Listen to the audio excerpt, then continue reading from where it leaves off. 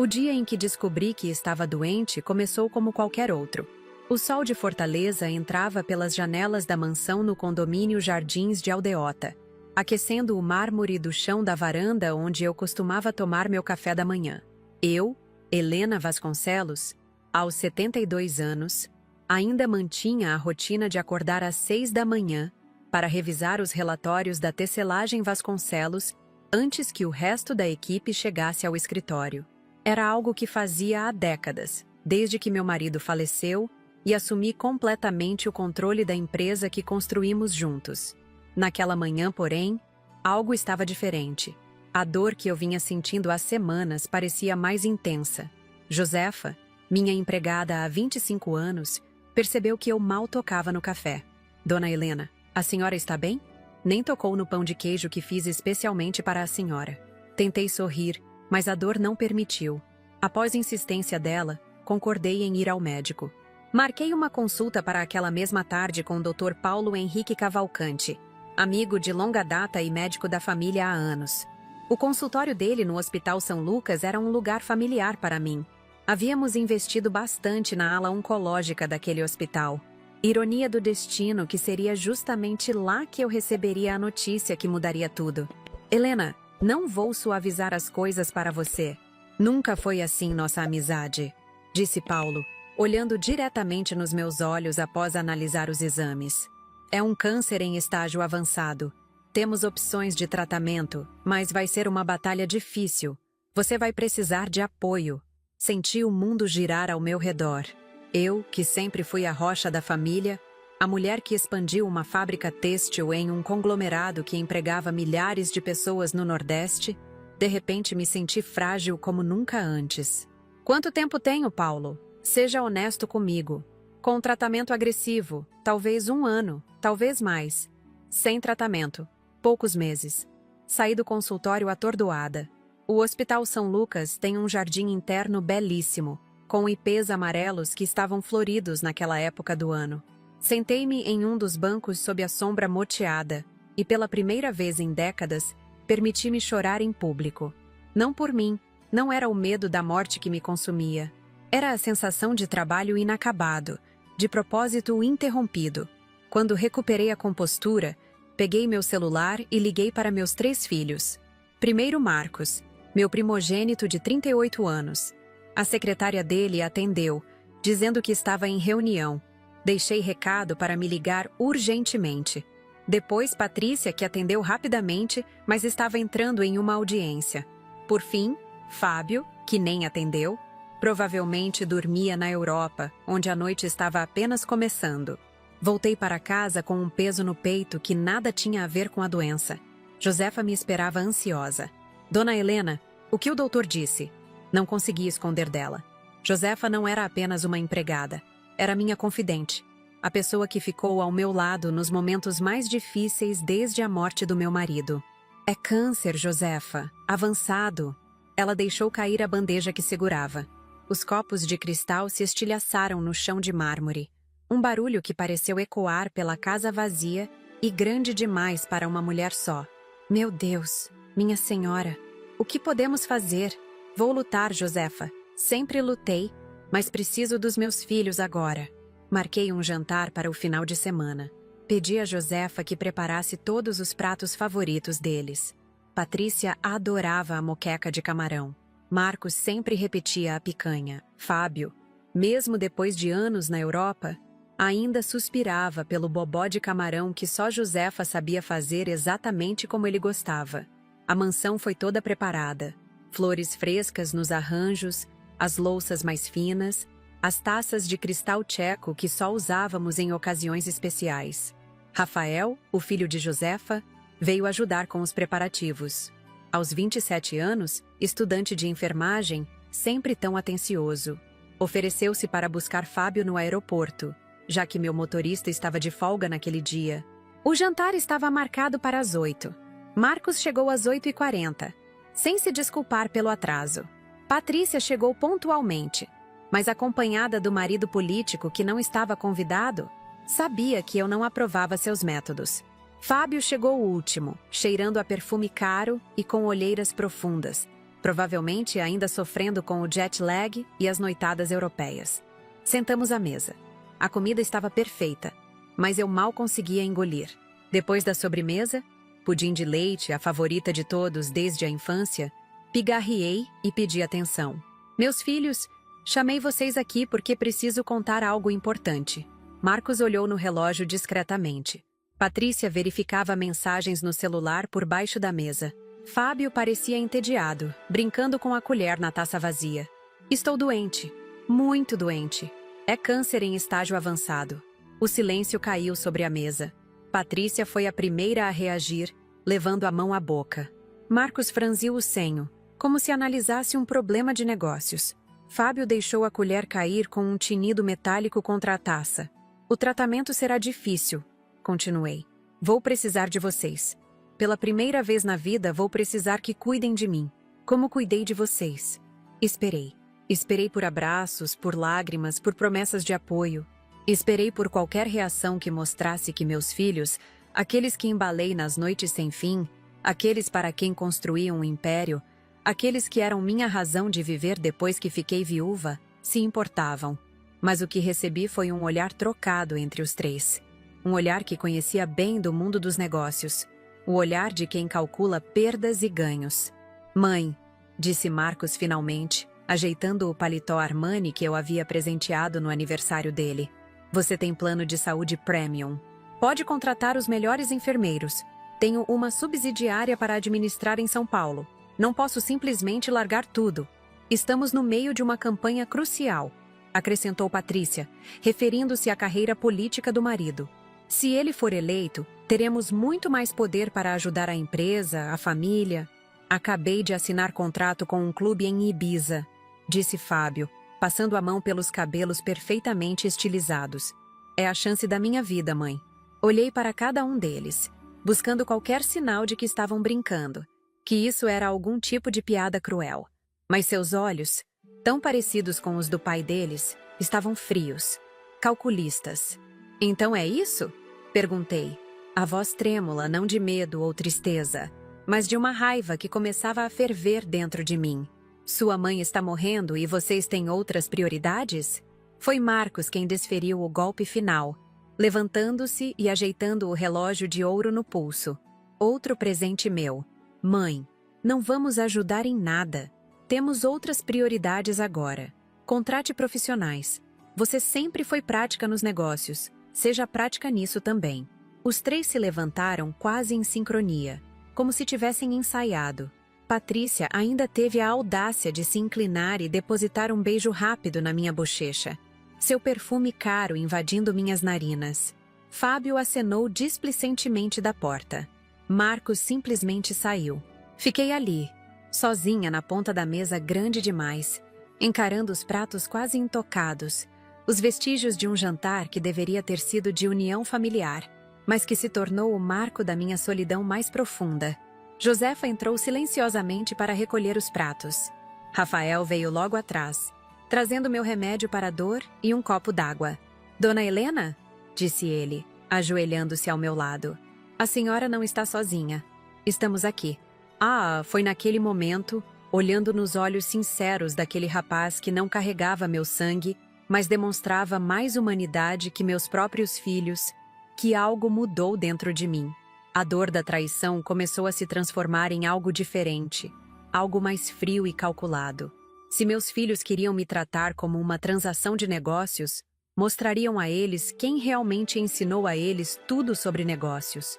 Eles não sabiam, mas acabavam de despertar algo em mim que nem eu mesma sabia que existia. Uma determinação que ia além da maternidade, além dos laços de sangue. Naquela noite, enquanto a casa silenciava e a lua de Fortaleza iluminava o mar que se via da minha varanda, comecei a planejar não apenas como mudaria meu testamento, mas como mudaria o destino da nossa família para sempre. Vocês querem saber o que aconteceu depois? Nunca esquecerei a expressão no rosto do Dr. Paulo quando ele entrou na sala com meus exames naquela tarde quente de março. Conhecíamos um ao outro há mais de 30 anos. Ele viu meus filhos nascerem, tratou meu marido durante sua batalha contra o infarto que o levou, e agora Seus olhos carregavam aquele peso inconfundível de quem traz notícias que mudam vidas. Helena, ele disse, sentando-se à minha frente em vez de atrás da escrivaninha, como de costume. Os resultados não são bons. O Hospital São Lucas, com suas paredes azul claras e o crucifixo discreto no canto da sala, tinha sido um local de tantos momentos importantes da minha vida. Nascimentos, mortes, recuperações. Agora seria o palco de mais um capítulo decisivo. Câncer de pâncreas em estágio avançado, disse Paulo, mostrando as imagens dos exames. Veja aqui. E aqui. Olhei para aquelas manchas nas imagens, tentando assimilar que algo tão pequeno e abstrato estava determinando o fim da minha história. Sempre fui uma mulher pragmática. Não se constrói um império têxtil do zero sem ser. Então respirei fundo e fiz a pergunta necessária. Quais são minhas opções? Paulo explicou sobre quimioterapia, radioterapia, possíveis cirurgias paliativas. Falou sobre estatísticas, taxas de sobrevivência, qualidade de vida. Ouvi tudo com a mesma atenção que dedicava às reuniões de conselho da empresa, fazendo anotações mentais, processando informações. Apenas meus dedos, apertando com força a alça da bolsa Hermès que Patrícia havia me dado no Natal passado, denunciavam minha turbulência interior. Vou ser franco, Helena. O tratamento será agressivo, doloroso, e não posso prometer resultados milagrosos. Você vai precisar de apoio constante. Apoio.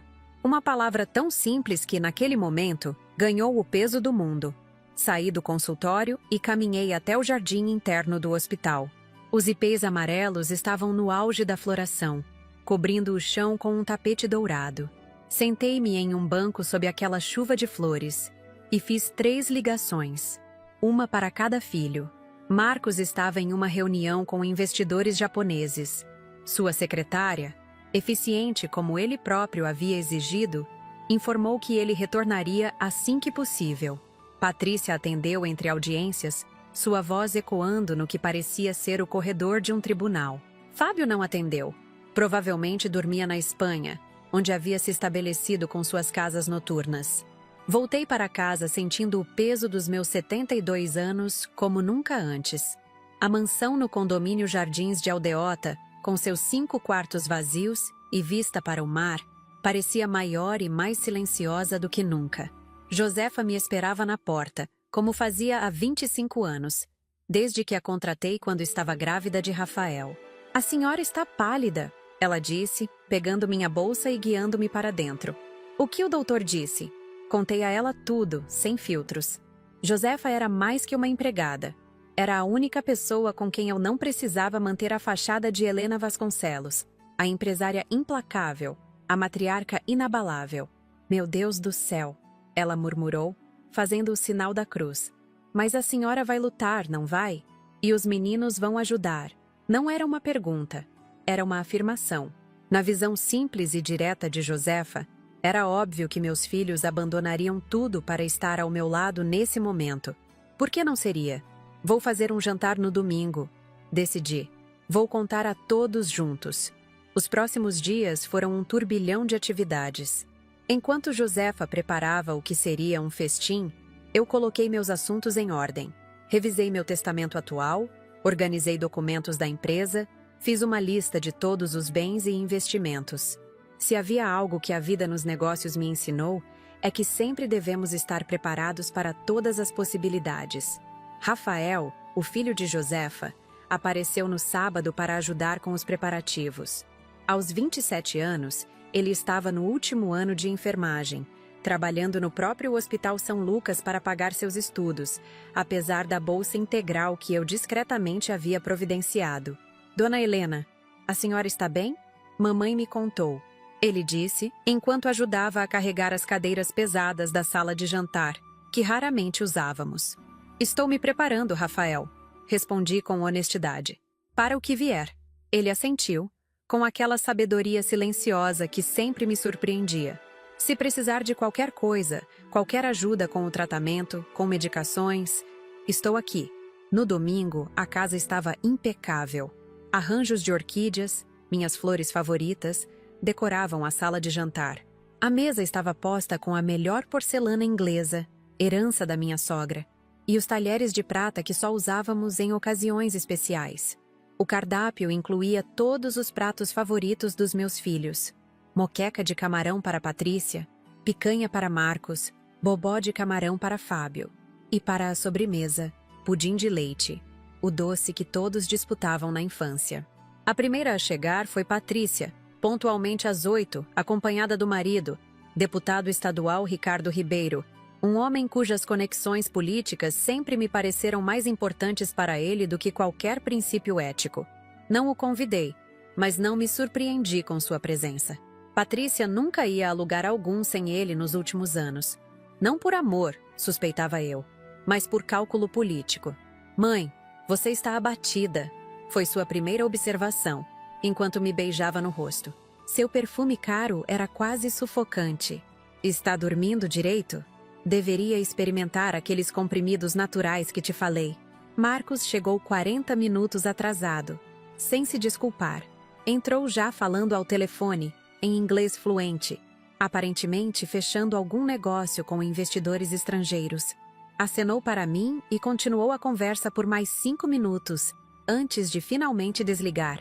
"Os japoneses são impossíveis", comentou, servindo-se de uísque sem perguntar. Mas consegui fechar o acordo. 20 milhões para a expansão da fábrica em Maracanaú. Não perguntou como eu estava. Não comentou sobre o motivo incomum de um jantar de domingo. Apenas seguiu para a sala de jantar, discutindo números com o cunhado político. Fábio foi o último a chegar, quase às 9h30, quando já havíamos começado a comer. Entrou com seu estilo característico. Jeans caros rasgados, camiseta de grife, cabelo perfeitamente bagunçado em um estilo que provavelmente custou centenas de reais em algum salão europeu. "Mãezinha", disse ele, beijando-me ruidosamente na bochecha. "Que saudades! Esse cheiro de bobó já está me matando de fome." Era assim que Fábio sempre operava. Charme em abundância para compensar a falta de responsabilidade. De meus 3 filhos, ele era o único que nunca havia demonstrado qualquer interesse pelos negócios da família, preferindo viver da generosa mesada que eu ainda pagava, apesar de seus 32 anos. Durante o jantar, tentei participar das conversas. Marcos falava sobre a expansão da empresa para o mercado asiático. Patrícia discutia as chances do marido nas próximas eleições. Fábio contava histórias exageradas sobre celebridades que frequentavam suas festas em Ibiza. Ninguém perguntou sobre mim, sobre como eu estava, sobre por que havia convocado aquele jantar incomum. Quando Josefa serviu a sobremesa, pigarreei e toquei a taça com a colher, um gesto que sempre usava nas reuniões de negócios para obter atenção.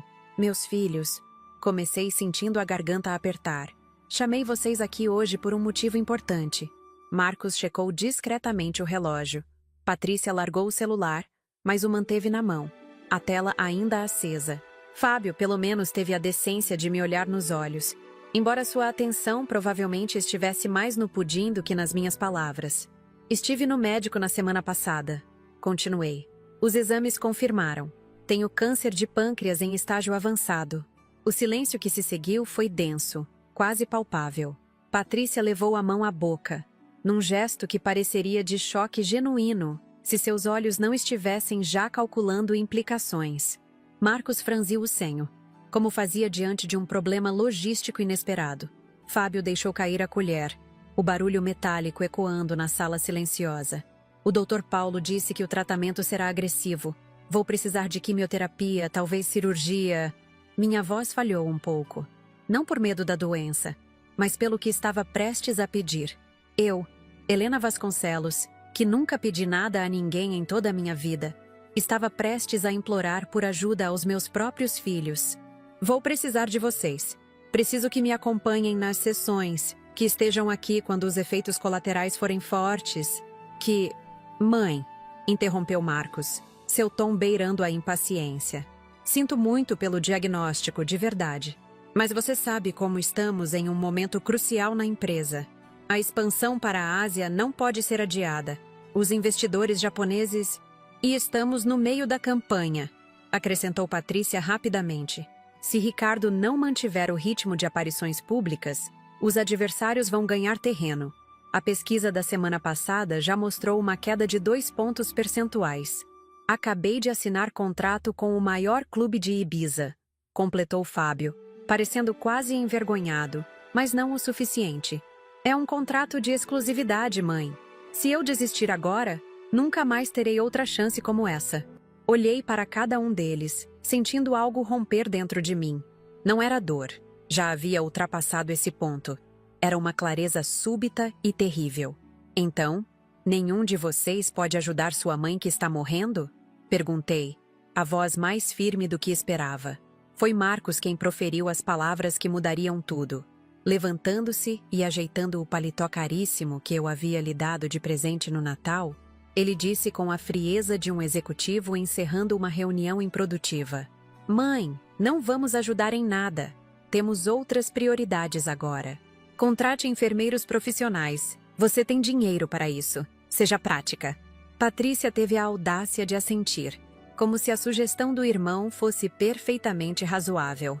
Posso indicar uma empresa de cuidadores domiciliares excelente. A mãe da minha sócia usou quando estava com Alzheimer. Fábio, pelo menos, teve a decência de parecer desconfortável, mas não disse nada para contradizer os irmãos. Um a um, eles se levantaram. Patrícia ainda me deu um beijo rápido na bochecha, seu perfume caro deixando um rastro no ar. Marcos apertou formalmente minha mão, como se fôssemos sócios encerrando uma reunião. Fábio acenou desajeitadamente da porta. E então se foram. Meus 3 filhos, que eu carreguei em meu ventre, que amamentei, para quem construí um império, por quem sacrifiquei qualquer chance de uma nova vida após a morte do meu marido. Foram embora, deixando apenas o eco das palavras de Marcos. Não vamos ajudar em nada. Temos outras prioridades.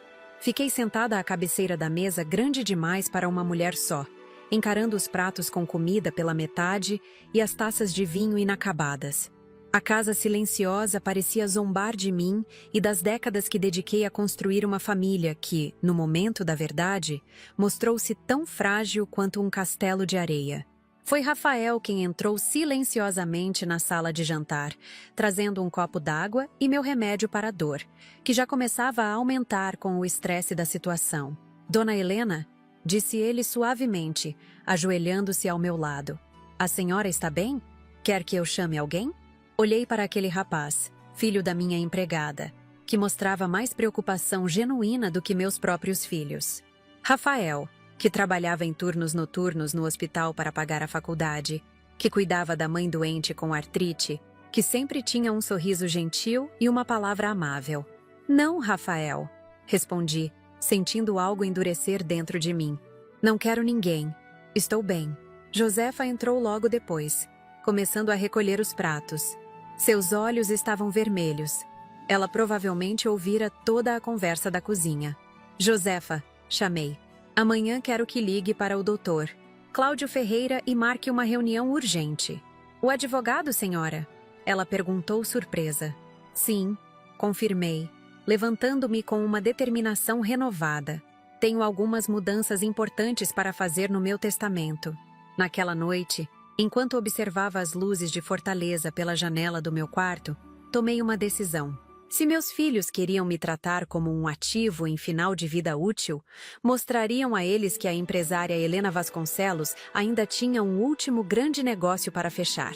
Mas algo além da raiva e da mágoa começou a germinar em mim. Uma ideia que foi tomando forma enquanto eu olhava para as fotografias na minha cômoda.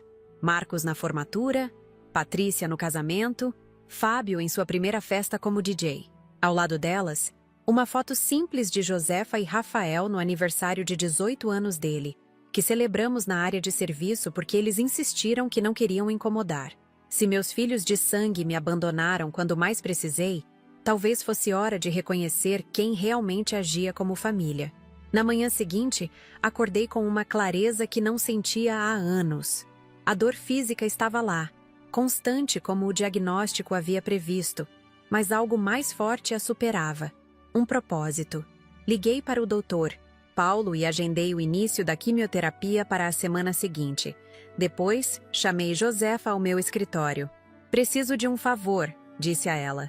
Rafael está de folga hoje do hospital? Sim, senhora. Ele só vai trabalhar à noite. Peça a ele para me acompanhar ao escritório do Dr. Cláudio hoje à tarde. Preciso que ele seja testemunha de algumas mudanças legais que vou fazer. Josefa me olhou. Preocupação evidente em seus olhos bondosos. A senhora tem certeza? Os meninos podem não gostar se souberem. Os meninos, respondi, sentindo o gosto amargo da ironia. Deixaram bem claro ontem à noite o quanto se importam com o que eu preciso. Agora é minha vez de mostrar o quanto me importo com as prioridades deles. Naquela tarde, no escritório elegante do Dr. Cláudio Ferreira no centro de Fortaleza, assinei os documentos que mudariam o destino da fortuna dos Vasconcelos. Rafael, constrangido mas presente como pedi, serviu de testemunha junto com a secretária do advogado. O que nenhum deles sabia, nem mesmo Josefa ou Rafael, é que aquela mudança no testamento seria apenas o primeiro passo de um plano muito maior. Um plano que começaria a tomar forma nas semanas seguintes, enquanto eu enfrentava as primeiras sessões de quimioterapia, sozinha no hospital, observando outras famílias unidas em apoio a seus entes queridos. Um plano que, quando concluído, faria com que o nome Helena Vasconcelos fosse manchete em todos os jornais do Brasil. As primeiras sessões de quimioterapia foram um verdadeiro teste para meu corpo e meu espírito. Enquanto o veneno que supostamente me salvaria corria por minhas veias, eu observava as outras pessoas na sala de tratamento do Hospital São Lucas. Ao meu lado direito, uma jovem de talvez 30 anos segurava a mão da mãe, que lia para ela em voz baixa. À minha esquerda, um senhor de idade avançada era cercado por filhos e netos que se revezavam para lhe fazer companhia. E eu, Helena Vasconcelos, dona de uma das maiores empresas têxteis do Nordeste, estava sozinha. Bem, não completamente sozinha. Rafael havia me trazido naquela manhã, antes de correr para sua aula na faculdade. Prometeu voltar para me buscar quando o tratamento terminasse. Era mais do que qualquer um dos meus filhos havia oferecido. Dona Helena Vasconcelos? Uma enfermeira se aproximou, verificando meu soro. A senhora está bem? Precisa de algo? Estou bem, respondi automaticamente. A resposta que dei durante toda a minha vida, mesmo quando não era verdade. Ninguém da família pôde vir hoje? Ela perguntou, ajustando o travesseiro atrás da minha cabeça com uma gentileza que quase me fez chorar. Meus filhos estão ocupados, respondi, odiando o leve tremor na minha voz. Tem outras prioridades. A enfermeira apenas assentiu, mas vi em seus olhos aquela compaixão misturada com julgamento, que se tornaria familiar nas semanas seguintes. As pessoas não entendiam como os filhos de Helena Vasconcelos poderiam abandoná-la durante sua batalha contra o câncer. Para ser honesta, eu também não entendia. Foi durante a terceira sessão de quimioterapia que a ideia começou a tomar forma. Eu estava folheando uma revista de negócios, velho hábito que nem a doença conseguiu me tirar, quando vi a foto de um empresário sendo levado pela Polícia Federal, acusado de fraudes fiscais e desvio de dinheiro. Seu rosto devastado estampava a primeira página, e a reportagem mencionava que a denúncia havia partido de seu próprio contador. Traição nos negócios. Murmurei para mim mesma, as engrenagens da minha mente começando a girar de uma forma que não faziam desde que recebera o diagnóstico. Quando Rafael veio me buscar naquele dia, notei como ele parecia cansado. Trabalhara a noite toda no hospital, assistira aulas pela manhã, e ainda assim estava ali, pontualmente, para me levar para casa. Rafael, perguntei enquanto ele dirigia meu Mercedes com cuidado pelo trânsito de Fortaleza. Você já ouviu falar alguma coisa sobre os negócios dos meus filhos? Algo incomum? Ele hesitou, os olhos fixos na estrada. Não acho que deveria comentar, dona Helena. Rafael, insisti. Você está comigo há anos. Conhece minha família quase tão bem quanto eu. Por favor, seja honesto. Ele suspirou, estacionando o carro no acostamento da Avenida Beira-Mar. As ondas quebravam na praia, e vendedores ambulantes ofereciam água de coco aos turistas. Um cenário tão normal, tão alheio ao turbilhão que se formava em minha mente. Ouvi algumas coisas no hospital. Ele finalmente disse. Os médicos conversam, sabe? Dr. Renato, amigo do Dr. Paulo, comentou algo sobre o Marcos ter uma conta não declarada no exterior. Achei que a senhora soubesse. Não, eu não sabia. E aquela foi apenas a primeira revelação de muitas. Nos dias que se seguiram, comecei a perceber que o câncer não era o único mal que crescia silenciosamente, enquanto eu estava ocupada construindo um império para meus filhos. Havia também a corrupção, a desonestidade, a traição. Minha aparência começou a mudar com o tratamento. Meu cabelo, antes grisalho, mas ainda volumoso e bem cuidado, começou a cair. Minhas faces, que sempre mantiveram uma certa elegância mesmo com a idade, afundaram. Perdi peso rapidamente, e minhas roupas, sempre impecavelmente sob medida, agora pareciam pertencer a outra pessoa. Foi essa transformação física que me deu a ideia. Se eu parecia uma sombra da poderosa Helena Vasconcelos, por que não usar isso a meu favor? Josefa, chamei uma noite após uma sessão de quimioterapia particularmente difícil. Preciso que compre algumas coisas para mim. Entreguei a ela uma lista. Maquiagem pálida, lenços mais simples para cobrir minha cabeça agora quase calva, roupas mais largas e sem a elegância habitual. Josefa me olhou confusa, mas não questionou. Depois de 25 anos, ela sabia quando eu tinha um plano. Na manhã seguinte, liguei para Dr. Cláudio, meu advogado, e pedi que viesse à mansão com urgência. Quando ele chegou, encontrou não a empresária impecável de sempre, mas uma mulher visivelmente debilitada, acentuada pela maquiagem estrategicamente aplicada para parecer ainda mais doente do que eu realmente estava. "Meu Deus, Helena!" ele exclamou, genuinamente chocado. "Você está morrendo, Cláudio!" completei, com uma calma que o desconcertou. "Mais rápido do que os médicos previram. Preciso acelerar algumas coisas." Era uma mentira, claro.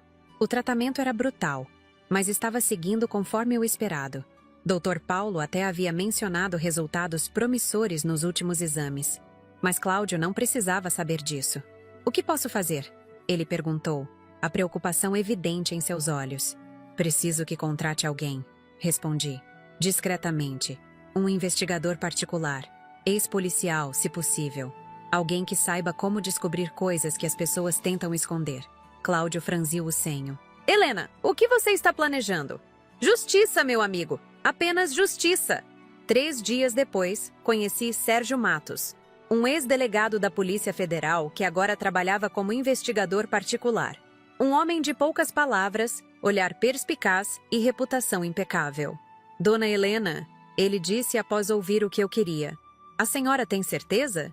Investigar os próprios filhos é algo incomum."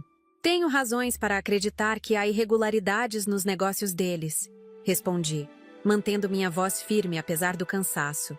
"Quero saber tudo. Cada centavo não declarado, cada contrato suspeito, cada negociata sob a mesa. Tudo." Ele assentiu sem julgar. "Vou precisar de acesso a alguns documentos da empresa." "Terá. E de um escritório discreto para trabalhar. Pode usar a casa de hóspedes nos fundos da propriedade. Ninguém vai lá e tem entrada separada." Assim começou a operação que eu secretamente chamava de Vingança da Matriarca. Enquanto meus filhos acreditavam que eu estava confinada em casa, debilitada pela quimioterapia, eu trabalhava incansavelmente com Sérgio, Rafael e, surpreendentemente, Josefa, cuja rede de contatos entre empregados domésticos de famílias ricas se mostrou invaluável. Descobrimos primeiro sobre Marcos. Meu primogênito, tão orgulhoso de sua inteligência para os negócios, havia criado uma rede complexa de empresas fantasmas. Através delas, desviava milhões da tecelagem Vasconcelos para contas na Suíça e em Singapura. O dinheiro, meu dinheiro, financiava um estilo de vida que eu nem imaginava. Um iate ancorado em Mônaco, uma amante fixa em Paris, apostas estratosféricas em cassinos exclusivos. "Como ele conseguiu esconder isso de mim por tanto tempo?" perguntei a Sérgio, sentindo uma mistura de raiva e admiração pela engenhosidade do esquema. "Sua empresa cresceu muito nos últimos anos, Dona Helena. Ficou mais difícil controlar tudo, e ele aproveitou seu afastamento gradual para assumir controle de setores-chave." Era verdade. Desde a morte do meu marido, eu vinha lentamente passando mais responsabilidades para Marcos, preparando-o para eventualmente assumir o comando. Que tola eu fui! Patrícia veio em seguida. Minha filha, a advogada brilhante, a esposa do político promissor, tinha seu próprio esquema. Através do escritório de advocacia onde era sócia majoritária, ela facilitava contratos superfaturados entre a tecelagem Vasconcelos e empresas ligadas ao marido. Os contratos pareciam legítimos à primeira vista: consultoria estratégica, assessoria jurídica especializada, mas eram, na verdade, canais para desviar recursos públicos e privados. O marido dela está envolvido até o pescoço, explicou Sérgio, mostrando-me fotos de reuniões secretas, registros de depósitos suspeitos. Se isso vier à tona, a carreira política dele acaba. E a dela também. Fábio, meu caçula, foi o mais difícil de investigar pela distância. Mas Sérgio tinha contatos na Interpol, e o que descobrimos me deixou gelada. As casas noturnas de Fábio em Ibiza não eram apenas locais para festas exclusivas. Eram pontos de lavagem de dinheiro para traficantes de drogas espanhóis e italianos. Meu filho, que eu sempre vi como apenas um jovem irresponsável curtindo a vida, estava na verdade envolvido com o crime organizado europeu. Isso é muito sério, dona Helena, alertou Sérgio. Estamos falando de organizações perigosas. Se decidir usar essas informações, precisamos ter cuidado. Cada nova descoberta era como uma punhalada, não apenas pelos crimes em si, mas pela compreensão de quão pouco eu realmente conhecia meus próprios filhos. As pessoas que eu criei, que eu amei incondicionalmente, que eu acreditava terem pelo menos princípios básicos de decência, eram na verdade criminosos sofisticados que não hesitaram em roubar a própria mãe. Durante esse período, continuei com o tratamento contra o câncer. As sessões de quimioterapia eram brutais, mas eu encontrava força na raiva que crescia dentro de mim. Rafael tornou-se meu acompanhante fixo, muitas vezes sacrificando horas de estudo para estar ao meu lado. Sua gentileza constante, tão contrastante com a crueldade dos meus filhos, só fortalecia minha resolução. A senhora devia descansar mais. Ele insistia, vendo-me debruçada sobre documentos até tarde da noite. O tratamento já é exaustivo por si só. Terei tempo para descansar depois, Rafael, respondia eu, sem tirar os olhos dos papéis. Agora preciso terminar isso. Um dia, após uma reunião particularmente produtiva com Sérgio, senti uma tontura forte ao levantar-me. Rafael me amparou antes que eu caísse.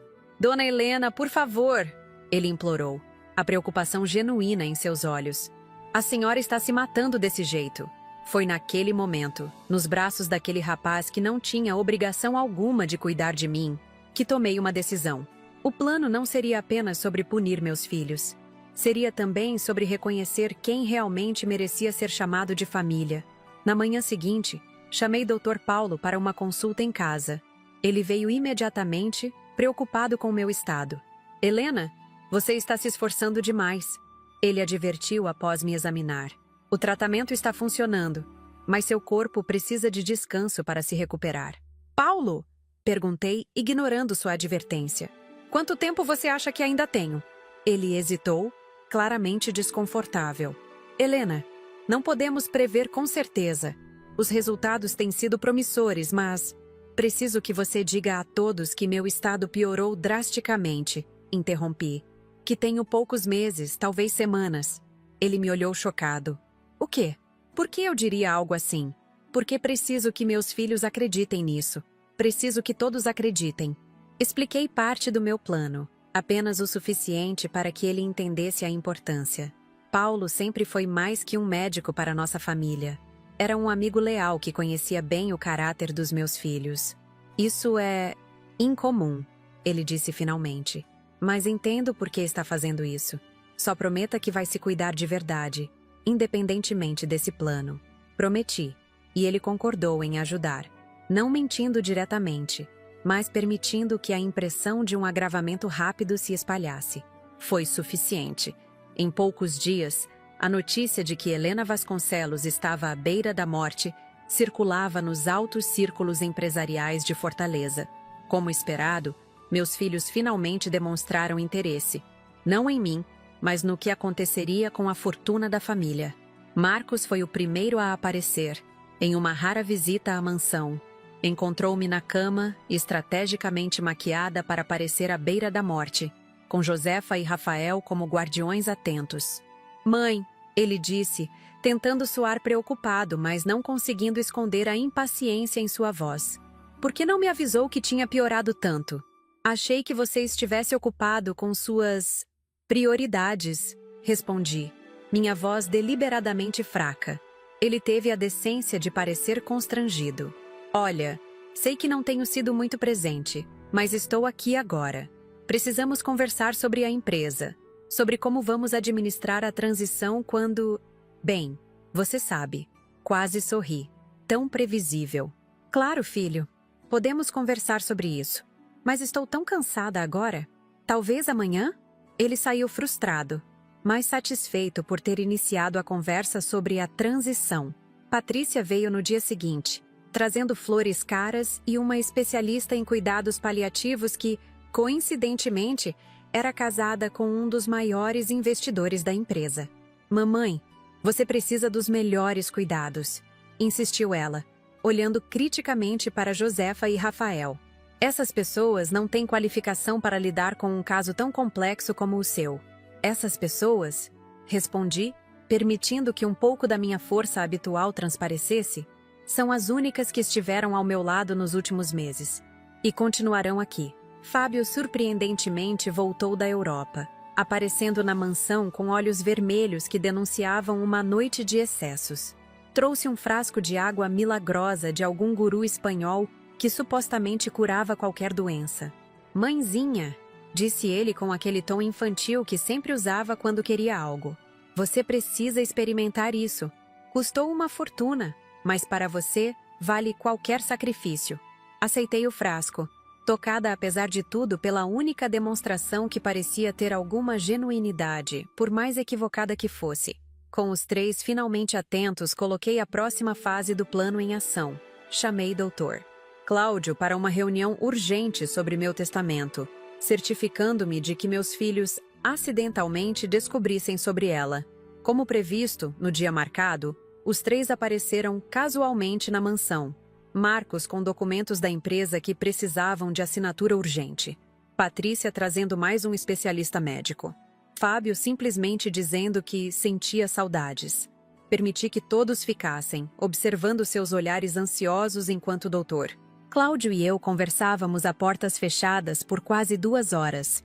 Quando ele saiu, carregando uma pasta cheia de documentos, meus filhos praticamente o atacaram no corredor, tentando extrair informações. Cláudio, fiel como sempre, apenas informou que as últimas vontades de Dona Helena estão devidamente registradas. O que nenhum deles sabia é que aquela reunião não era sobre o testamento.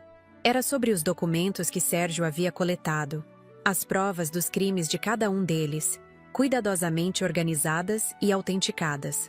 O verdadeiro plano estava apenas começando. Naquela noite, sozinha em meu quarto, olhei para as fotografias na minha cômoda. Meus filhos em momentos mais felizes, quando ainda eram crianças inocentes, antes que a ganância os corrompesse. Senti uma pontada de tristeza pelo que estava prestes a fazer. Mas então lembrei das palavras de Marcos. Não vamos ajudar em nada. Temos outras prioridades. Minha prioridade agora era a justiça. E ela seria servida. A data de 7 de setembro sempre teve um significado especial para mim. Não apenas pela óbvia importância histórica para nosso país, mas porque foi em um 7 de setembro, 45 anos atrás, que abri a primeira loja da tecelagem Vasconcelos no centro de Fortaleza. Meu marido, ainda vivo na época, havia achado a data pretensiosa demais. Helena, abrir no feriado da Independência? As pessoas vão pensar que somos presunçosos. Mas eu insisti. Queria que nossa pequena loja, que mais tarde se tornaria um império têxtil, estivesse para sempre associada à ideia de libertação, de rompimento com o passado, de um novo começo. Era apropriado, então, que escolhesse outro 7 de setembro para o que eu secretamente chamava de minha segunda independência. Desta vez, não de Portugal, mas das amarras de uma família que havia se revelado tão tóxica quanto qualquer colonizador explorador. 2 semanas antes da data escolhida, convoquei uma coletiva de imprensa. Foi a primeira vez que apareci em público desde que o tratamento de quimioterapia começara. Minha assessora de imprensa, Luísa, uma das poucas pessoas na empresa em quem ainda confiava, ficou horrorizada quando disse que queria fazer o anúncio pessoalmente. Dona Helena, a senhora não precisa se expor assim, argumentou ela em meu escritório na mansão. Posso emitir um comunicado oficial. Os jornalistas vão entender. Não, Luísa, respondi, firme. Preciso que eles vejam meu rosto. Preciso que todos vejam. O câncer e o tratamento haviam de fato me transformado fisicamente. Meus cabelos, antes apenas grisalhos, agora haviam caído quase completamente, obrigando-me a usar lenços elegantes que Josefa habilmente arrumava toda manhã. Meu rosto estava mais magro, com olheiras profundas que nenhuma maquiagem conseguia disfarçar completamente. Minhas mãos, antes fortes e seguras ao assinar contratos milionários, agora tremiam levemente. Mas em vez de esconder essas mudanças, decidi usá-las. Quando entrei na sala de conferências da sede da tecelagem Vasconcelos naquela manhã, apoiada no braço de Rafael, o murmúrio de choque que percorreu os jornalistas presentes era exatamente o que eu esperava. Bom dia a todos, comecei, minha voz surpreendentemente firme apesar da aparência frágil. Agradeço por atenderem a este chamado com tão pouco aviso prévio. As câmeras disparavam incessantemente, capturando cada ângulo da nova Helena Vasconcelos, a versão debilitada, a sombra da poderosa empresária que todos conheciam, exatamente como eu queria. Como alguns já devem saber, estou enfrentando um câncer em estágio avançado. Continuei, sem rodeios. Não estou aqui para falar sobre isso. Estou aqui para anunciar que no próximo dia 7 de setembro, farei uma doação patriótica significativa, que acredito transformará não apenas o futuro da tecelagem Vasconcelos, mas também impactará positivamente o cenário empresarial brasileiro. Os jornalistas imediatamente começaram a fazer perguntas, todos ao mesmo tempo. Levantei uma mão trêmula, pedindo silêncio. Não darei mais detalhes hoje. Todos os veículos de comunicação receberão convites para a cerimônia, que acontecerá no auditório principal da empresa, às 10 horas da manhã do dia 7. Agradeço a presença de todos. E assim, tão rapidamente quanto havia começado, a coletiva terminou. Saí apoiada em Rafael, deixando para trás uma sala repleta de especulações. Como esperado, a breve aparição pública teve o efeito desejado. Ainda naquela tarde, recebi ligações preocupadas dos meus 3 filhos. Mãe, que história é essa de doação patriótica? A voz de Marcos transbordava a ansiedade mal disfarçada. Você não pode tomar decisões dessa magnitude sem consultar o conselho. Sem me consultar. Mamãe, estamos preocupados, disse Patrícia, sua voz melíflua escondendo o pânico que eu sabia que ela sentia. Você não parece bem nas fotos que estão circulando. Talvez devesse descansar e deixar essas decisões para quando estiver mais forte. Mãezinha, que loucura é essa? Fábio foi o mais direto, como sempre. Você não pode simplesmente doar dinheiro assim. E se você precisar para o tratamento? E a nossa, quer dizer, a sua segurança financeira? Respondi a todos com meias verdades e frases vagas. Sim, era uma decisão importante. Não era impulsiva, estava planejando há tempos. Sim, tinha consultado médicos e advogados. Não revelaria os detalhes antes da cerimônia. Nos dias que se seguiram, a especulação na mídia atingiu níveis febris. Qual seria a doação patriótica que a empresária à beira da morte planejava fazer? As teorias iam desde a criação de uma fundação bilionária para a pesquisa do câncer até a transferência do controle da empresa para os funcionários, em um modelo revolucionário de gestão compartilhada. Enquanto isso, nos bastidores, eu finalizava cada detalhe do meu verdadeiro plano com Sérgio, Dr. Cláudio e, surpreendentemente, Dr. Paulo, que havia se tornado um aliado inesperado, mas crucial. Tem certeza disso, Helena? Perguntou Paulo, 3 dias antes da data marcada, enquanto examinava meus novos exames durante uma consulta particular em minha casa. Não há volta depois que você acender esse fósforo. Tenho, respondi sem hesitar. Eles cavaram a própria cova, Paulo. Apenas vou empurrá-los para dentro. Na véspera do grande dia, recebi uma visita inesperada.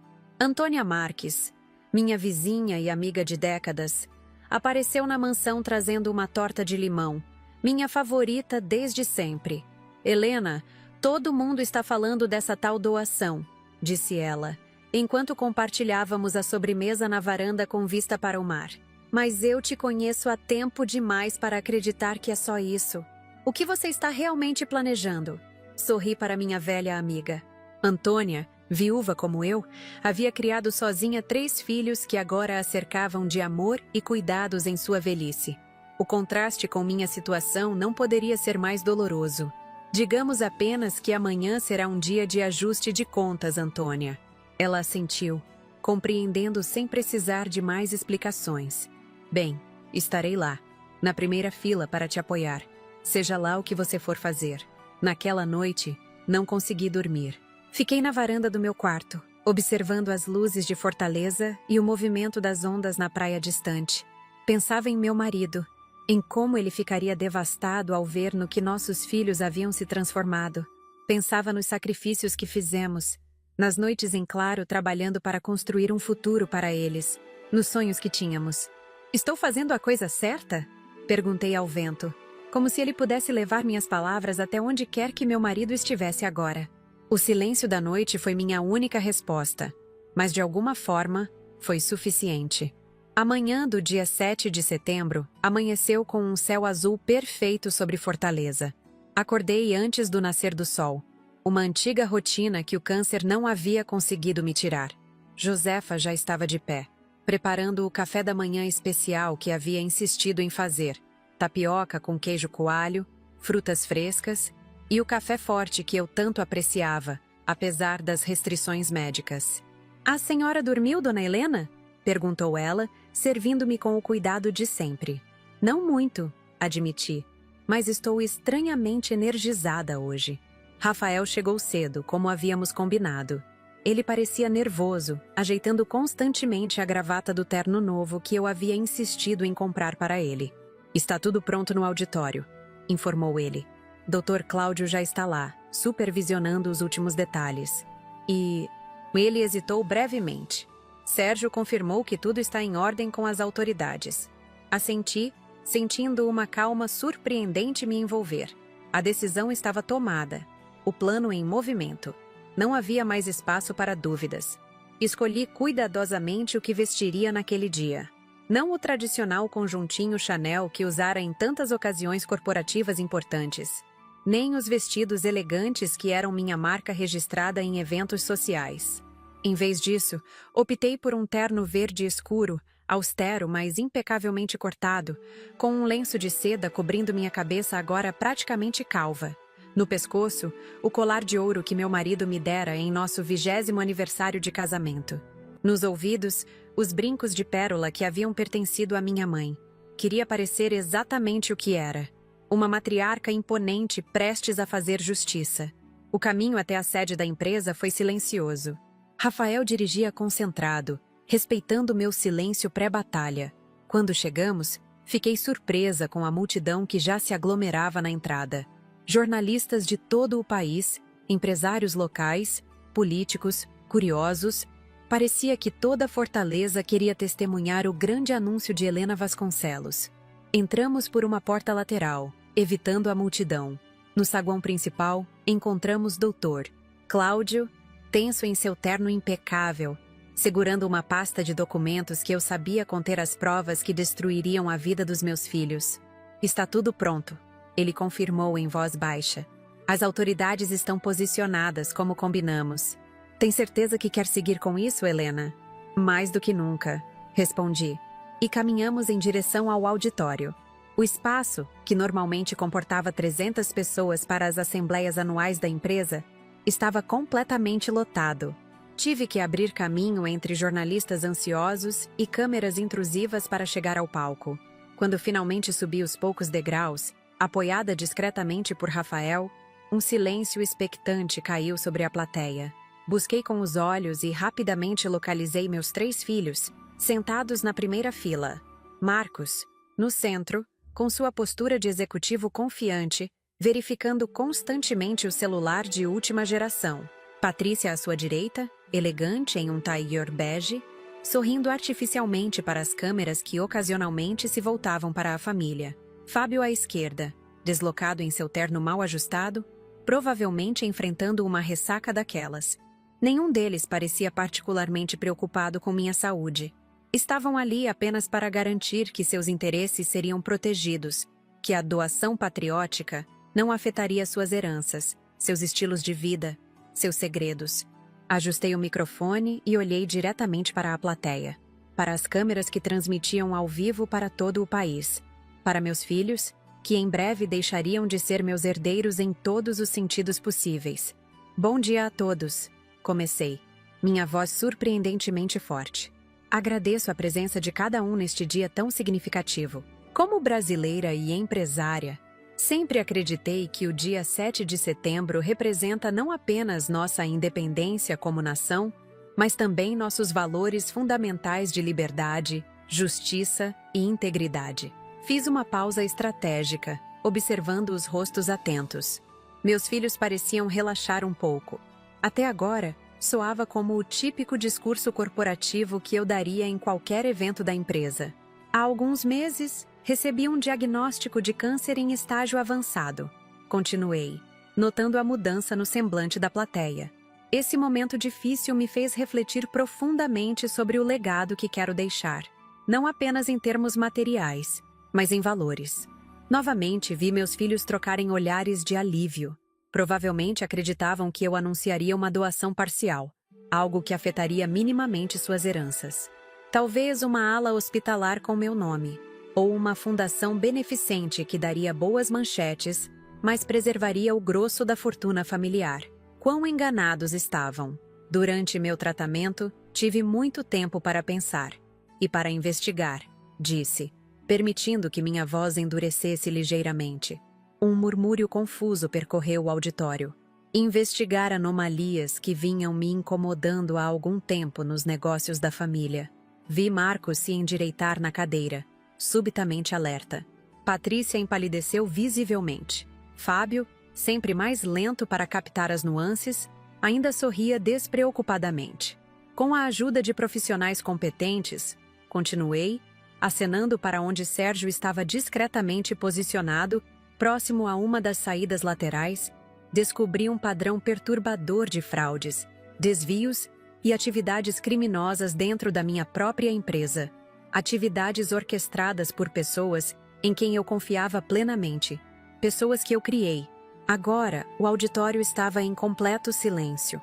As câmeras se moviam freneticamente entre mim e meus filhos, que pareciam congelados em seus assentos. Marcos Antônio Mendonça, chamei, olhando diretamente para meu primogênito. Como você explica os 38 milhões de reais desviados da empresa através de contratos fictícios com empresas de fachada em Singapura e nas Ilhas Cayman?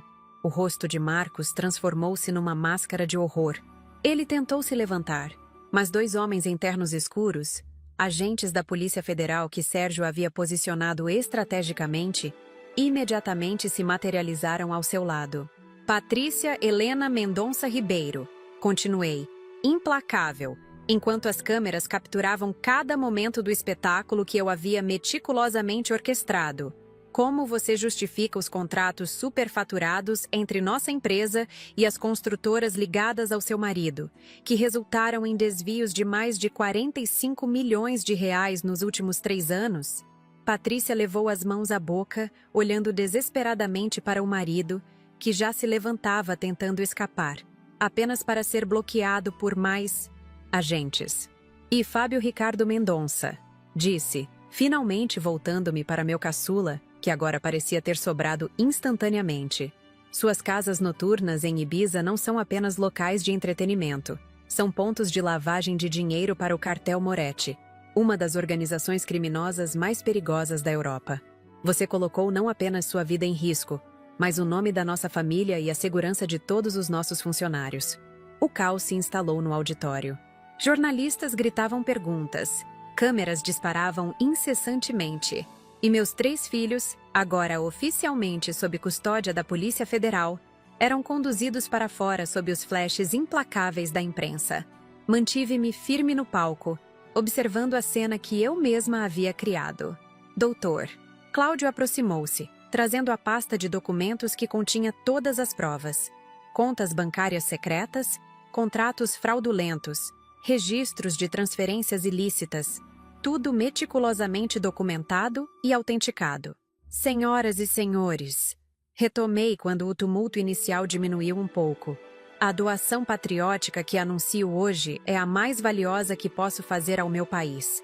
A entrega à justiça de criminosos que se escondiam atrás de nomes respeitáveis e conexões poderosas. Inclusive meus próprios filhos. O silêncio que se seguiu foi quase palpável. Ninguém esperava esse tipo de revelação, esse nível de coragem, ou de crueldade, dependendo da perspectiva. Mas meu anúncio não termina aqui, continuei, agora com a voz ligeiramente mais suave. Como parte do meu compromisso com a integridade e a justiça, anuncio também uma reestruturação completa da tecelagem Vasconcelos. Expliquei então o novo modelo corporativo que havia desenvolvido com o Dr. Cláudio. 40% das ações seriam transferidas para um fundo que beneficiaria famílias de trabalhadores têxteis de baixa renda. 30% iriam para universidades públicas do Nordeste desenvolverem tecnologia têxtil sustentável. 20% seriam de Rafael, que assumiria a presidência, e 10% permaneceriam comigo até minha morte, quando também seriam direcionados ao Fundo dos Trabalhadores. Esta é minha verdadeira independência, concluí, sentindo uma onda de exaustão me atingir depois da adrenalina do confronto. Independência da corrupção, da traição e da falsa lealdade. Quando terminei de falar, houve um momento de silêncio atordoado, seguido por uma explosão de aplausos. Não apenas dos jornalistas, que sabiam que estavam testemunhando a história do ano, mas dos funcionários da empresa presentes, dos cidadãos comuns que haviam conseguido entrar, de pessoas que pareciam genuinamente tocadas pelo que acabavam de presenciar. Rafael aproximou-se para me ajudar a descer do palco. Suas mãos tremiam quase tanto quanto as minhas, mas seus olhos estavam firmes, determinados. A senhora acabou de mudar muitas vidas hoje, ele disse baixinho, enquanto me guiava através da multidão de repórteres que gritavam perguntas. Inclusive a minha, Rafael, respondi, sentindo um peso de décadas finalmente deixar meus ombros. Inclusive a minha. Ao sair do auditório, vi através das janelas os carros da Polícia Federal se afastando, levando meus 3 filhos, não mais meus herdeiros, não mais parte do meu legado, para prestarem contas de seus crimes. O caso Vasconcelos, como seria conhecido, acabava de começar.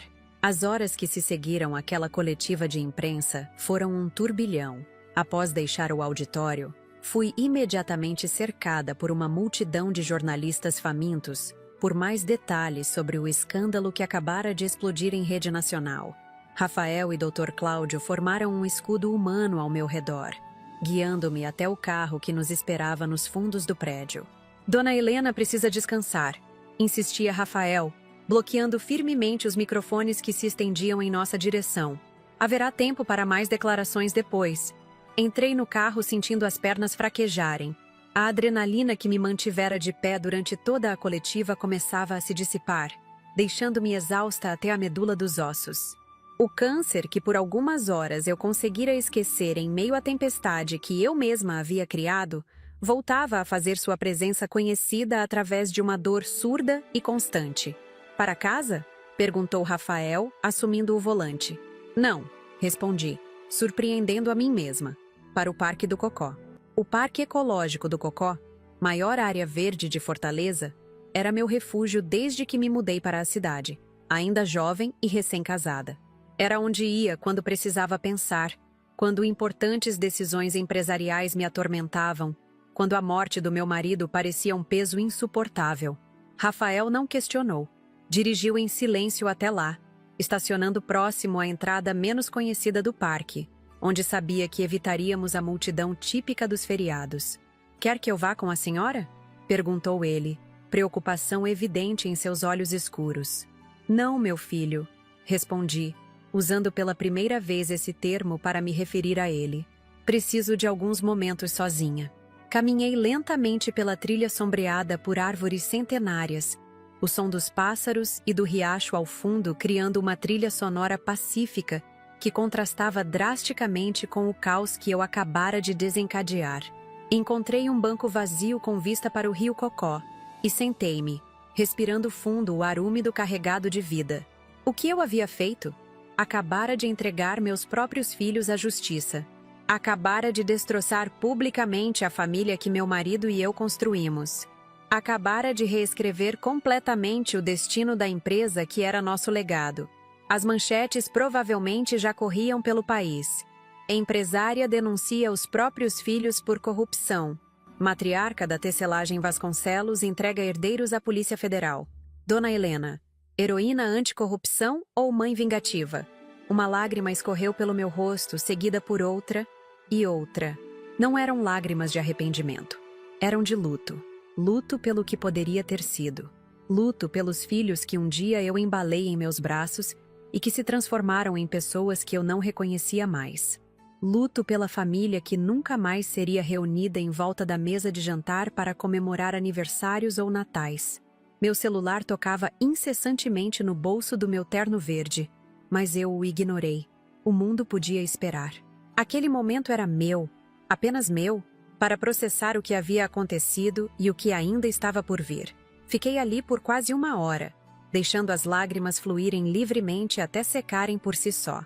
Quando finalmente me levantei, senti-me estranhamente leve, como se um peso que eu carregava há décadas tivesse sido removido. Não era felicidade, era mais como clareza, como se um nevoeiro tivesse se dissipado. Voltei ao carro, onde Rafael esperava pacientemente, folheando um livro de estudos de enfermagem. "Vamos para casa agora", disse, minha voz rouca mas firme. Em vez da mansão no condomínio de luxo, pedi que me levasse ao Hospital São Lucas.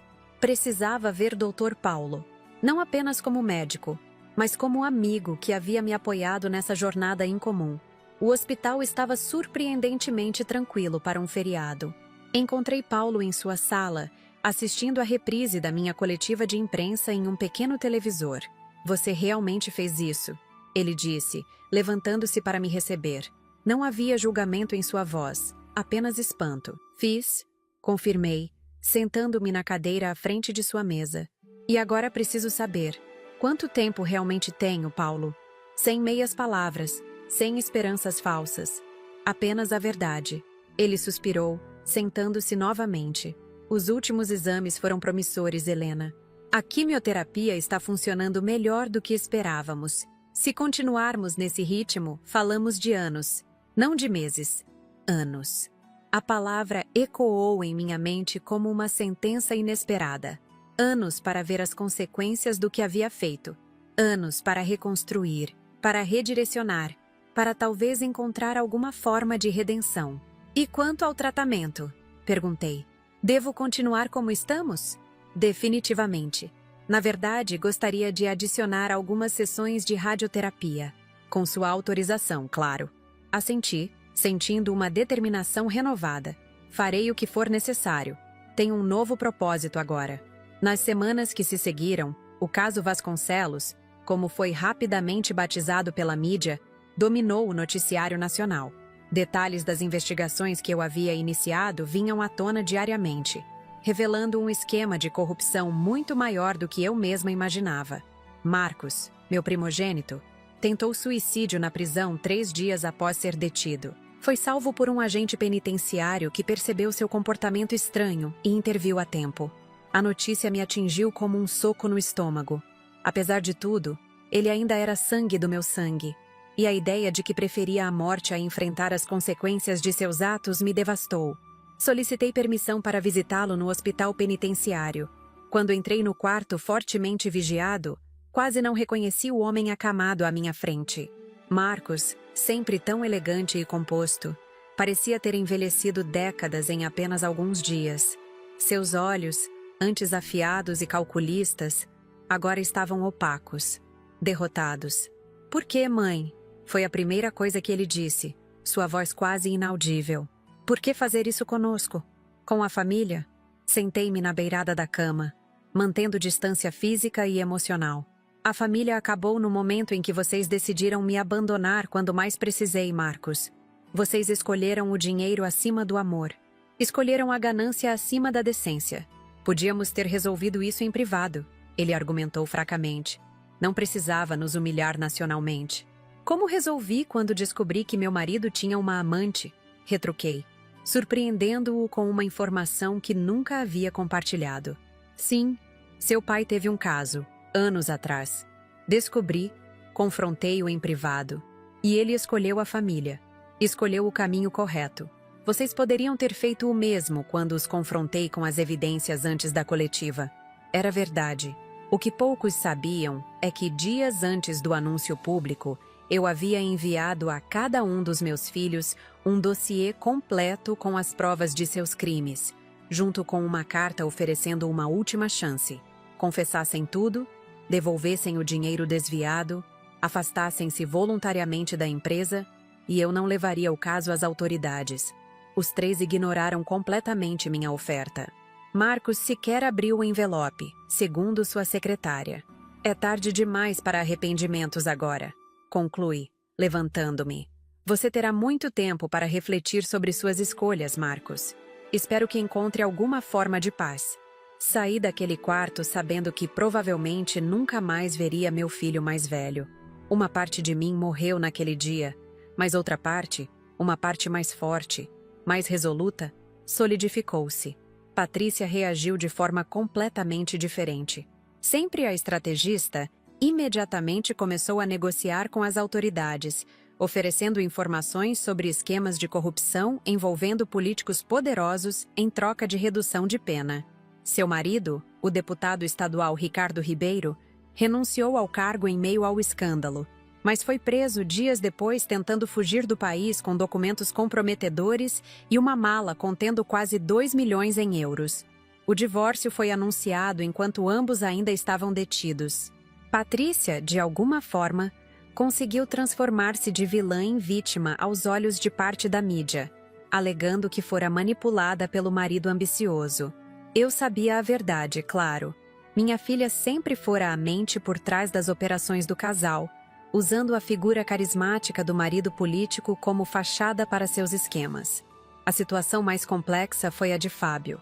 Por estar em outro país quando as denúncias vieram à tona, ele inicialmente escapou da prisão imediata. Houve uma caçada internacional que durou quase 2 semanas, até que ele foi finalmente localizado e preso em Marrocos, tentando fugir para um país sem acordo de extradição com o Brasil. As autoridades espanholas também emitiram um mandado de prisão, relacionado às atividades de lavagem de dinheiro em suas casas noturnas em Ibiza. O cartel Moretti, ao perceber que Fábio havia se tornado um alvo das autoridades internacionais, enviou uma ameaça de morte que foi interceptada pela Interpol.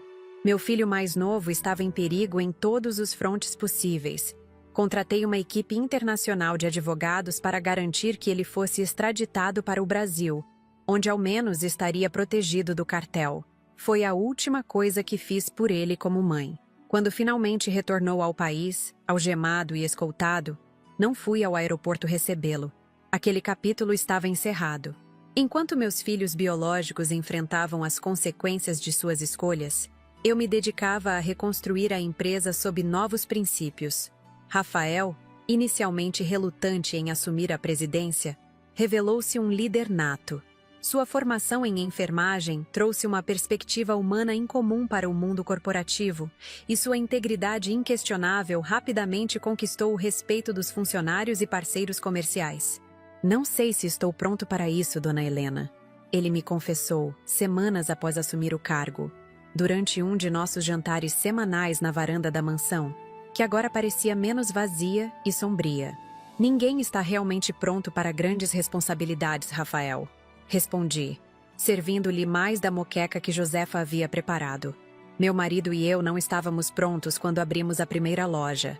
Eu não estava pronta quando ele morreu, e tive que assumir tudo sozinha. A prontidão vem com a prática, com os erros, com a persistência. A senhora faz parecer simples. Ele sorriu. Aquele sorriso genuíno que sempre me lembrava por que eu havia escolhido esse caminho. Não é simples, mas é possível. A reestruturação da tecelagem Vasconcelos foi dolorosa, mas necessária. Afastamos executivos leais aos meus filhos, que provavelmente estavam cientes ou mesmo cúmplices dos esquemas de corrupção. Implementamos políticas de transparência radical, com auditorias independentes regulares e participação de representantes dos trabalhadores no conselho administrativo. Redirecionamos parte significativa dos lucros para melhorar as condições nas fábricas e investir nas comunidades onde operávamos. O Fundo para Famílias de Trabalhadores Têxteis de Baixa Renda, que recebeu 40% das ações da empresa, rapidamente começou a transformar vidas. Financiamos bolsas de estudo para filhos de operários, programas de habitação popular e clínicas de saúde nas áreas mais pobres onde nossas fábricas estavam instaladas. As universidades públicas do Nordeste, beneficiárias de 30% das ações, iniciaram pesquisas pioneiras em tecnologia têxtil sustentável. Em menos de um ano, desenvolveram um processo revolucionário para tingimento de tecidos que reduzia em 80% o consumo de água. Uma inovação que não apenas beneficiava o meio ambiente, mas também reduzia significativamente os custos de produção. Surpreendentemente, em vez de afundar sob o peso do escândalo, a tecelagem Vasconcelos prosperou. Consumidores, impressionados com nossa postura ética e compromisso com a transparência, passaram a preferir nossos produtos. Outras empresas, temendo se tornarem o próximo alvo de escrutínio público, começaram a implementar mudanças inspiradas em nosso modelo. A senhora criou um movimento. Não apenas expôs um escândalo. Comentou Luísa, minha assessora de imprensa, 6 meses após o fatídico 7 de setembro. As pessoas estão chamando de efeito Helena Vasconcelos. Ri da ironia. Por décadas, lutei para construir um império que levasse nosso sobrenome aos 4 cantos do país. Agora, ele se tornara sinônimo de algo que eu nunca planejei. Uma revolução ética nos negócios brasileiros. Minha saúde, surpreendentemente, melhorou nos meses seguintes. A combinação de quimioterapia e radioterapia estava surtindo efeito, e os marcadores tumorais caíam consistentemente. Dr. Paulo brincava que minha terapia de vingança havia sido mais eficaz que qualquer medicamento. O estresse crônico pode suprimir o sistema imunológico, ele explicou durante uma consulta de rotina. Ao resolver essa fonte profunda de angústia em sua vida, seu corpo ganhou forças para lutar contra a doença. Não sei se acredito completamente nessa teoria, mas é certo que encontrei uma nova razão para viver. Uma que ia além da mera sobrevivência. No Natal daquele ano, tomei uma decisão que surpreendeu a todos. Convidei para a ceia na mansão não apenas Rafael e Josefa, mas também os 5 netos que meus filhos haviam deixado para trás.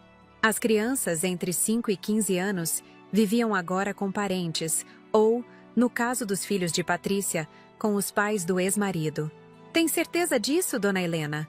Perguntou Josefa, preocupada com o impacto emocional que esse encontro poderia ter em mim. Absoluta, respondi. Eles não têm culpa dos erros dos pais. E merecem conhecer a verdade através de mim. Não das manchetes de jornais ou de cochichos maldosos na escola. Foi uma noite emocionante e difícil. As crianças, inicialmente tímidas e claramente confusas sobre a situação, aos poucos se abriram. Expliquei, da forma mais delicada possível considerando as diferentes idades, o que havia acontecido com seus pais e por que eu havia tomado as decisões que tomei. Vocês são Vasconcelos, não importa o que aconteça, disse a eles, enquanto compartilhávamos a sobremesa na varanda sob as estrelas de Fortaleza. E ser um Vasconcelos significa integridade, honestidade e responsabilidade. Seus pais esqueceram isso por um tempo, mas vocês têm a chance de redefinir o que esse nome significa. No dia seguinte, formalizei mais uma mudança em meu testamento. Os 10% de ações que ainda me pertenciam seriam divididos igualmente entre meus netos quando completassem 25 anos, desde que demonstrassem compromisso com os valores éticos que agora definiam a empresa. Rafael permaneceria como presidente e mentor, garantindo que a nova geração entendesse o verdadeiro significado de nosso legado. Na semana seguinte, recebi uma ligação inesperada. Uma produtora de streaming internacional queria fazer uma série documental sobre minha história.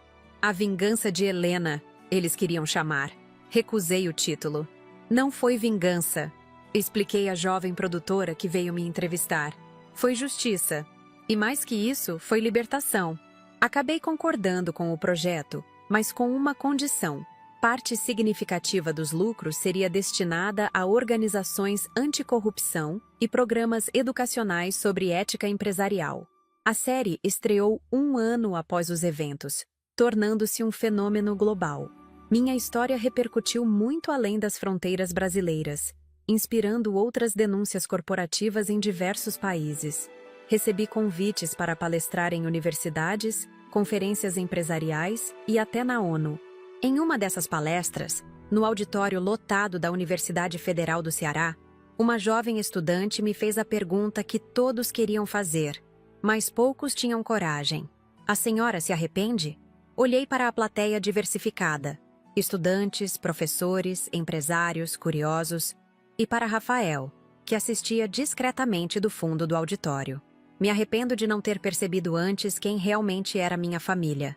Respondi após um momento de reflexão. Me arrependo dos anos que passei construindo um império para pessoas que não mereciam. Me arrependo de cada vez que ignorei os sinais de que algo estava errado, porque era mais confortável não ver. Fiz uma pausa, sentindo o peso de cada palavra. Mas não me arrependo de ter escolhido a verdade, por mais dolorosa que fosse. Não me arrependo de ter escolhido a justiça acima dos laços de sangue. E definitivamente não me arrependo de ter redefinido o que significa família, porque família verdadeira são aqueles que estão ao seu lado nos momentos mais difíceis, não apenas nos mais fáceis. Hoje, quase 5 anos após aquele fatídico 7 de setembro, continuo minha batalha contra o câncer. Há dias bons e dias ruins, como o Dr. Paulo sempre me alertou que haveria, mas cada amanhecer é uma vitória. Cada pôr do sol, uma bênção. Meus filhos biológicos continuam cumprindo suas penas. Marcos foi condenado a 18 anos de prisão. Patrícia, a 12. Reduzidos graças à sua colaboração. E Fábio enfrenta processos em 3 países. Não os visitei novamente. Aquele capítulo está encerrado. Meus netos vêm regularmente à mansão, que se tornou um lugar de risos e vida novamente. Rafael e Josefa são presenças constantes, minha verdadeira família em todos os sentidos que importam. A tecelagem Vasconcelos, agora internacionalmente reconhecida como modelo de negócios éticos e sustentáveis, prospera sob a liderança visionária de Rafael. Nossos tecidos vestem pessoas em dezenas de países, sempre carregando a etiqueta que se tornou um selo de qualidade e integridade. Vasconcelos, tecendo o futuro com dignidade. Quando olho para trás, para a jornada extraordinária que vivi, não vejo apenas dor e traição. Vejo transformação. Vejo redenção. Vejo um legado que transcende nomes de família e laços de sangue. Não sei quanto tempo ainda tenho neste mundo. O câncer é um adversário imprevisível. Mas sei que quando o meu tempo chegar, partirei em paz, sabendo que escolhi o caminho difícil, mas correto. Sabendo que meu verdadeiro legado não está nos milhões acumulados ou nos metros de tecido produzidos, mas nas vidas transformadas, nos valores restaurados, na coragem de enfrentar a verdade. Esta é minha história. A história de como perdi uma família e encontrei outra. De como quase morri para realmente começar a viver. De como me tornei, aos 72 anos, uma revolucionária improvável. Eu sou Helena Vasconcelos. E esta é minha declaração de independência. Então, meus queridos, esta é a história de como uma mulher de 72 anos, com um diagnóstico de câncer terminal e abandonada pelos próprios filhos, transformou a maior traição de sua vida em um ato de justiça que mudou não apenas sua história pessoal, mas também o cenário empresarial brasileiro. Tudo começou com aquelas palavras cortantes que jamais esquecerei. Não vamos ajudar em nada. Temos outras prioridades. Palavras proferidas pelos meus próprios filhos quando mais precisei deles. Naquele momento, algo dentro de mim, algo que estava adormecido há anos, despertou. Não era apenas raiva ou mágoa. Era uma clareza cristalina sobre o que precisava ser feito. Ao longo desses meses que compartilhei com vocês, narrei como descobri que meus filhos não eram apenas ingratos, mas criminosos sofisticados que usavam a empresa que construí com tanto sacrifício como instrumento para seus esquemas de corrupção. Marcos com suas contas secretas no exterior, Patrícia com seus contratos superfaturados e Fábio com suas casas noturnas que serviam de fachada para lavagem de dinheiro. Contei como, em vez de simplesmente deserdá-los em silêncio, escolhi um caminho mais difícil e mais público. Com a ajuda de Rafael, o filho da minha empregada Josefa, de Sérgio, o ex-delegado da Polícia Federal, e de meus fiéis amigos, Dr. Paulo e Dr. Cláudio, orquestrei um plano meticuloso que culminou naquela histórica coletiva de imprensa no dia da independência. Lembro perfeitamente de cada detalhe daquele dia. O terno verde escuro que escolhi cuidadosamente, o lenço de seda cobrindo minha cabeça quase calva devido à quimioterapia, o colar de ouro que meu marido me dera.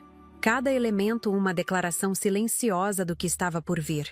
E então, diante das câmeras que transmitiam para todo o país, denunciei publicamente meus próprios filhos e entreguei às autoridades as provas de seus crimes. Vocês acompanharam o caos que se seguiu. Marcos, tentando suicídio na prisão. Patrícia, negociando delação premiada, enquanto seu marido político tentava fugir do país. Fábio sendo perseguido internacionalmente até ser capturado em Marrocos. 3 vidas privilegiadas destruídas por suas próprias escolhas. 3 histórias de ganância que terminaram em celas de prisão. Mas esta história não é apenas sobre queda e punição. É também sobre reconstrução e redenção. Compartilhei como a tecelagem Vasconcelos, em vez de afundar sob o peso do escândalo, floresceu sob novos princípios. Como Rafael, o jovem estudante de enfermagem que me acompanhou nas sessões de quimioterapia quando meus próprios filhos estavam ocupados demais, revelou-se um líder nato e visionário. Contei sobre o fundo que criamos para beneficiar famílias de trabalhadores têxteis, sobre as pesquisas revolucionárias em sustentabilidade que financiamos nas universidades do Nordeste, sobre como transformamos um império construído em segredo e corrupção em um modelo de transparência e ética empresarial. Compartilhei também minhas vitórias pessoais, a melhora surpreendente da minha saúde, a reconciliação com meus netos, a série documental que inspirou mudanças em empresas ao redor do mundo e, principalmente, a descoberta de que família verdadeira não é definida por sangue, mas por lealdade, amor e presença nos momentos difíceis. Essa jornada me ensinou lições que jamais imaginei aprender aos 72 anos. Aprendi que nunca é tarde para recomeçar, para redefinir seu legado, para escolher a verdade acima do conforto. Aprendi que há uma diferença fundamental entre vingança e justiça. A primeira destrói apenas, a segunda reconstrói. Aprendi que perdoar não significa necessariamente reconciliar, e que às vezes o ato mais amoroso que podemos fazer é permitir que as pessoas enfrentem as consequências de suas escolhas. 5 anos se passaram desde aquele dia que mudou tudo. Meus filhos continuam presos. Meus netos estão crescendo com valores diferentes dos que seus pais abraçaram, e eu continuo lutando contra o câncer. Uma batalha diária que enfrento com mais força do que jamais imaginei ter. A mansão no condomínio Jardins de Aldeota, antes tão silenciosa e vazia, agora é preenchida com vozes de pessoas que realmente se importam. Rafael mora em uma das alas. Josefa finalmente aceitou meu convite para abandonar o quarto de empregada e ocupar um dos quartos principais. E meus netos vêm regularmente para almoços de domingo que são agora verdadeiras celebrações de vida e afeto. A vingança de Helena, como a mídia insistiu em chamar, não foi sobre destruir meus filhos. Foi sobre recusar-me a ser cúmplice de seus crimes. Foi sobre mostrar ao mundo que integridade não é negociável, mesmo quando a escolha significa cortar laços com seu próprio sangue. Foi sobre libertar-me das amarras de expectativas familiares tóxicas e redescobrir quem realmente sou além do papel de mãe e empresária. Agora, olhando para vocês que me acompanharam até aqui nesta história, quero fazer um pedido especial.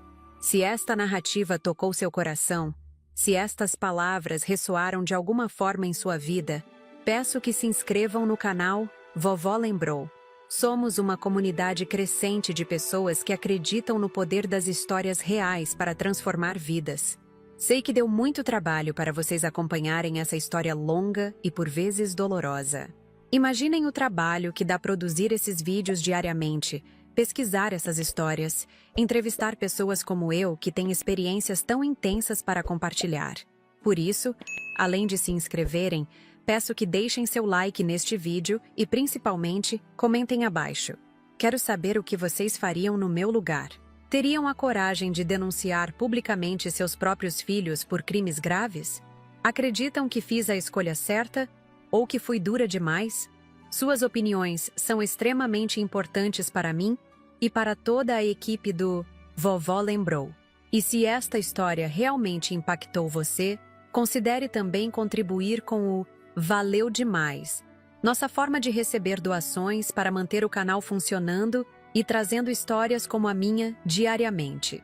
Cada contribuição, por menor que seja, ajuda a cobrir os custos de produção, deslocamento, equipamentos e toda a estrutura necessária para que essas histórias reais cheguem até você com a qualidade que merecem. Seu apoio é fundamental para que outras Helenas, outros Rafaéis, outras Josefas possam compartilhar suas experiências e, quem sabe, inspirar mais pessoas a fazerem escolhas difíceis, mas corretas em suas próprias vidas. Visitem também os outros vídeos do canal. Há histórias de superação, de amor inesperado, de recomeços tardios, de redenções surpreendentes. Histórias que, como a minha, mostram que a vida raramente segue os roteiros que planejamos, mas frequentemente nos oferece segundas chances quando menos esperamos. Agradeço a cada um que me acompanhou até aqui. Saibam que compartilhar esta jornada com vocês foi também uma forma de cura para mim. Ao narrar minha história, ao reviver cada momento difícil e cada vitória inesperada, sinto que completei um ciclo importante. Não sei quanto tempo ainda tenho neste mundo. O câncer, embora controlado, continua sendo uma sombra em minha vida. Mas sei que, quando meu tempo chegar, partirei com a consciência tranquila de quem fez o que era certo, não o que era fácil. E saberei também que, através deste canal, minha história continuará inspirando pessoas muito depois que eu me for. Esta sou eu, Helena Vasconcelos, aos 77 anos, redescobrindo o significado de família, justiça e legado. E esta é minha mensagem final para vocês. Nunca é tarde para escolher a verdade, por mais dolorosa que seja. Nunca é tarde para redefinir seu legado. Nunca é tarde para declarar sua independência de relacionamentos tóxicos, mesmo quando esses relacionamentos são com seus próprios filhos. Obrigada por ouvirem. Obrigada por estarem aqui. E lembrem-se sempre, a vovó lembrou, e a lição ficou.